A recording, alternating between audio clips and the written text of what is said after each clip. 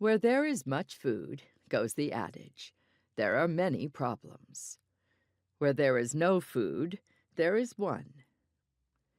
Since the creation of the United States Department of Agriculture, USDA, in 1862, the bent of the nation's agricultural policy has been to create an abundance of food, one that would ensure political stability for its Republican experiment, plentiful and affordable food for its industrial workers and increasingly urban population, and a base for its economic expansion.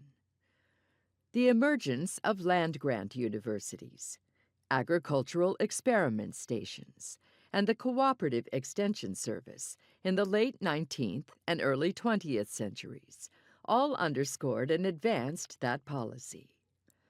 And over the course of the 20th century, new technologies and distribution networks facilitated an increasingly efficient and productive agricultural system, which is marked by the heavy capitalization and economies of scale of industrial production.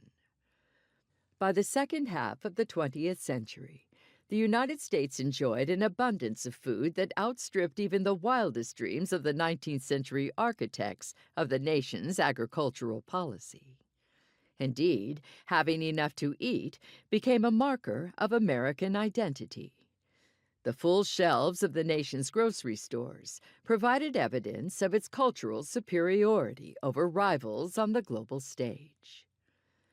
Books exploring the developments that facilitated that abundance and the consequences of the transformation of American agriculture that undergirded it, for rural communities, for regional subcultures, for the nation's political trajectory, for its war efforts, for its educational systems, for the fate of its waters and soils, for its foreign relations and domestic policies alike, line library shelves in the United States and around the world.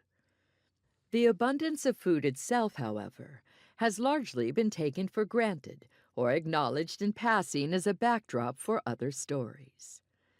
To be sure, a growing number of food historians have traced various facets of that abundance, following threads like canned food and food adulteration.